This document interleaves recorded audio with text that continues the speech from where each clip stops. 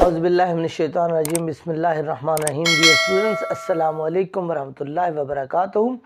हमारा आज का टॉपिक है सम वर्सेस एनी।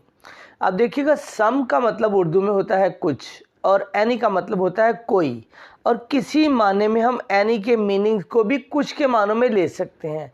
लेकिन डिफरेंस जो दोनों का इंग्लिश में अगर यूज़ देखें तो डियर स्टूडेंट्स, फ़र्क ये है कि सम को हम पॉजिटिव सेंटेंसेस में इस्तेमाल करते हैं और एनी को नेगेटिव और इंट्रोगेटिव यानी मनफी और सवालिया जुमलों के अंदर आप एनी को इस्तेमाल करेंगे।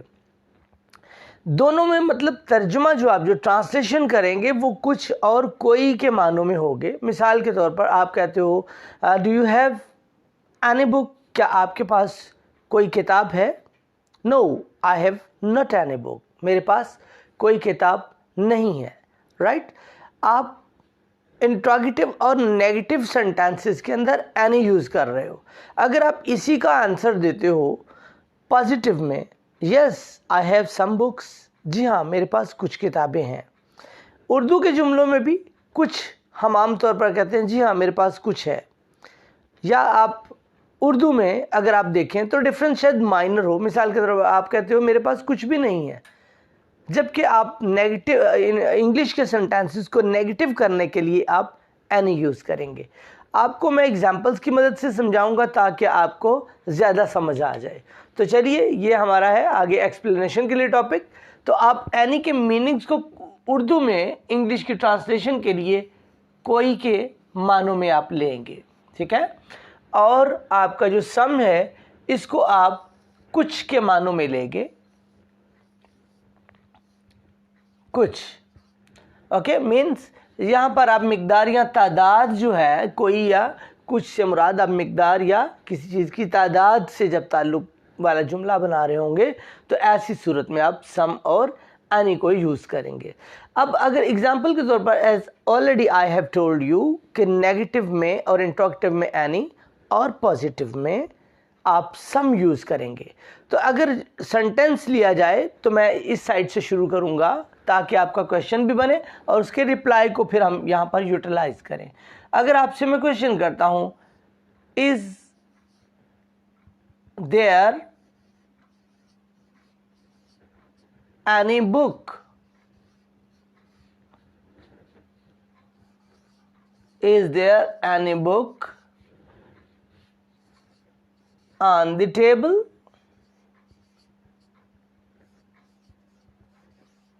क्या मेज़ पर कोई किताब है?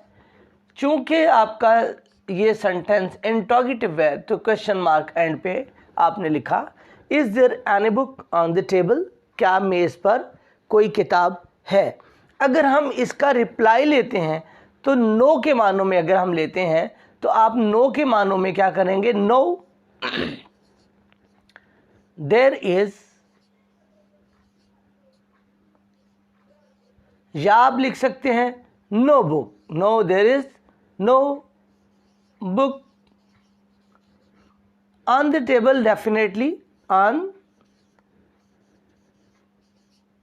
द टेबल, नहीं मेज पर कोई किताब नहीं है।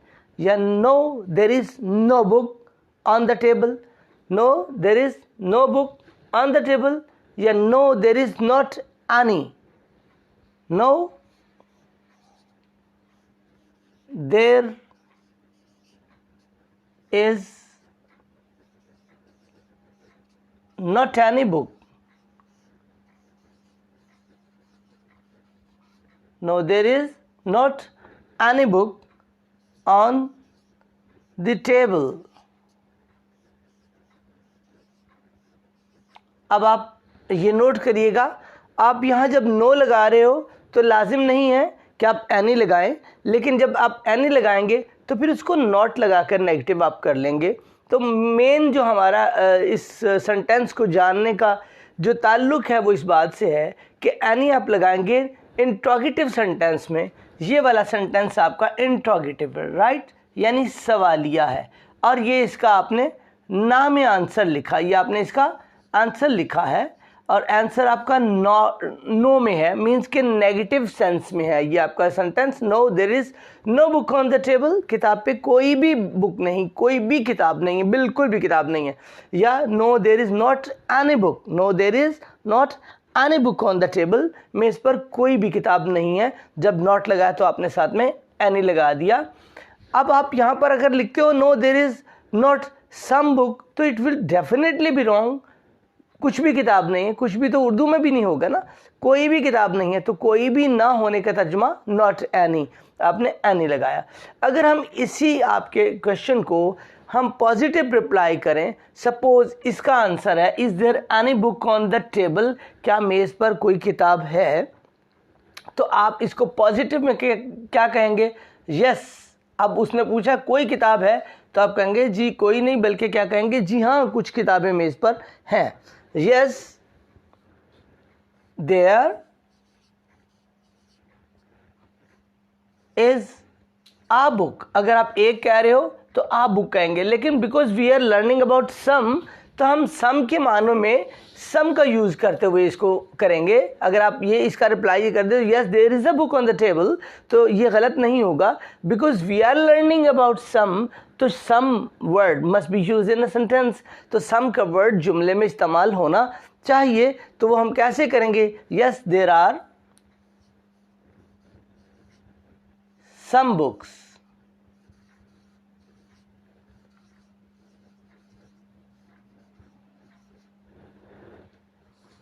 On the table. जी हाँ, टेबल पर, मेज पर कुछ किताबें हैं। Yes there are some books on the table. अब आपने अगर यहाँ पर लगा दिया yes there is any book, तो वो गलत हो जाएगा। जी हाँ, कोई किताब मेज पर है। आप पॉजिटिव सेंटेंस में एनी नहीं लगा सकते। आप ये नहीं कह सकते yes there is any book, no, it will be wrong, क्योंकि ये पॉजिटिव सेंटेंस है। तो मुझे उम्मीद है आपको ये समझ आ रहा होगा कि नेगेटिव को किस तरह से हम एनी लगाकर यूज़ कर सकते हैं कुछ का तर्जुमा या कोई का तर्जुमा करने के लिए, और पॉजिटिव में सम लगाकर आप किस तरह से आप सेंटेंस कोई बना सकते हैं। सपोज हम कहते हैं क्या बूढ़े आदमी को, ओल्ड मैन को कोई मेडिसिन चाहिए, तो आप इसमें क्या सेंटेंस बना सकते हैं? Does the old man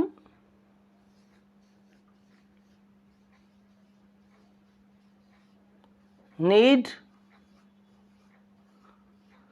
any medicine?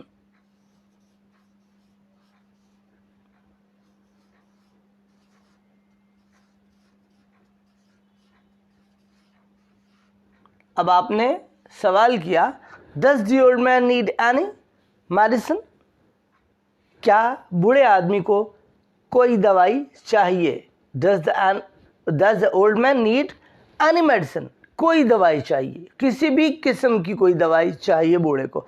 अगर आप इसी को रिप्लाई करते हो पॉजिटिव में कि जी हाँ बूढ़े को दवा चाहिए, तो आप सम का तर्जुमा करते हुए आप क्या यूज करेंगे? Yes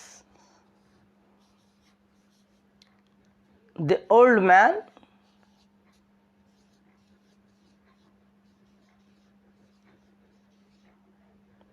needs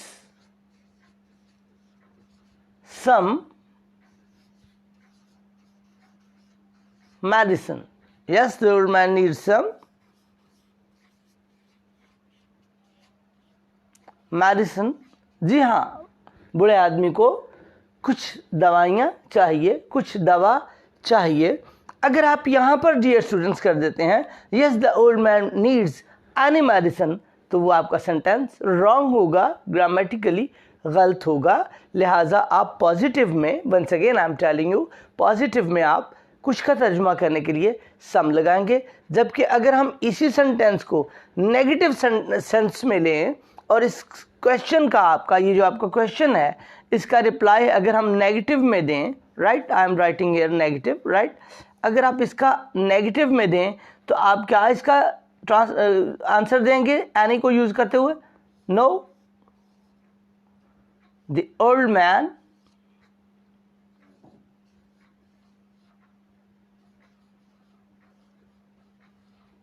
does not need.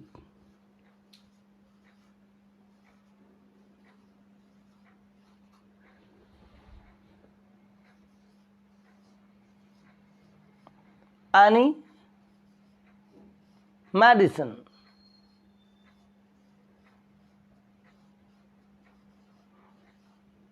नहीं, बूढ़े आदमी को कोई दवा नहीं चाहिए. No, the old man does not need any medicine. बूढ़े आदमी को किसी किस्म की कोई दवा नहीं चाहिए. तो आपने नेगेटिव में और इंट्रोगेटिव में एनी यूज़ किया कुछ का तर्जुमा या कोई का तर्जुमा करने के लिए, और पॉजिटिव में कुछ का तर्जुमा सम से आप करेंगे.